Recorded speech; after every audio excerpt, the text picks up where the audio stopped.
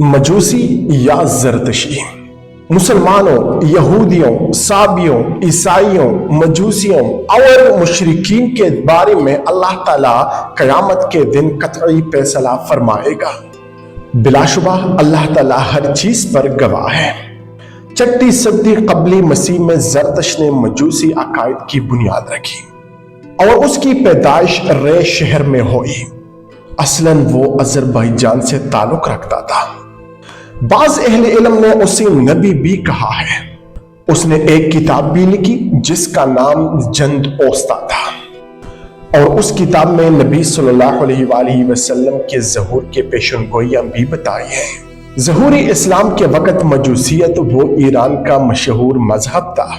تیسری صدی قبل مسیح کے نسب میں یہ ساسانی حکومت کا سرکاری مذہب رہا۔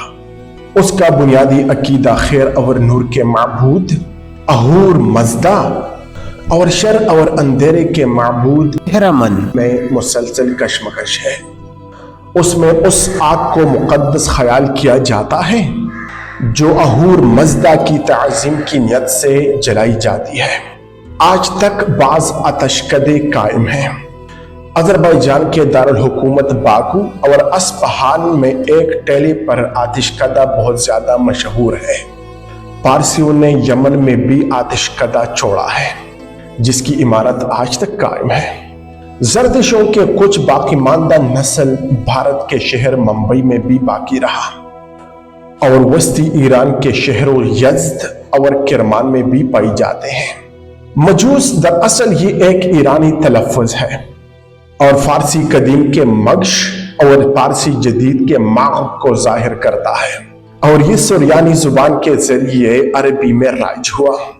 عربی لغت نویسوں کے نزدیک لفظ مجوس یہود کی طرح اسم جمع ہے اور اس کا واحد مجوسی استعمال کیا جاتا ہے۔ اس فرقے کا بانی زرتشتی یا زرتشی کہلاتے ہیں اور اس کے پیر کو بھی زرتشتی یا زرتشی کہتے ہیں۔ فرقہ مجوسیوں کے عروج سے پہلے اہل فارس حضرت ابراہیم علیہ السلام کے مذہب پر قائم تھے۔ تبری کے مطابق زرتشت فلسطین کا باشندہ اور یرما نبی کے ایک حواری کے نوکر تھے۔ اس نے اپنے آقا کو دھوکہ دیا اور اس کی بد دعا کے نتیجے میں وہ جزامی ہو گیا۔ تب اس نے آذربائیجان جا کر اس مذہب کی اشاعت کی جسے مجوسیہ کہا جاتا ہے۔ بعد ازاں وہ بلخ چلا گیا۔ بلخ کے حکمران بشاسب اور اس کا باپ لہراسب جو کہ سب سے پہلے سوابی تھے، مطلب ستارہ پرستی، اس کے بعد اس نے زرتش مذہب قبول کیا۔ اسلامی فتوحات کے بعد یمن، بحرین، عمان، آذربائیجان اور خراسان کے زرتشیوں نے بتدریج اسلام قبول کیا اور اب بچے کچے زرتشی وہ پارسی کہلاتے ہیں۔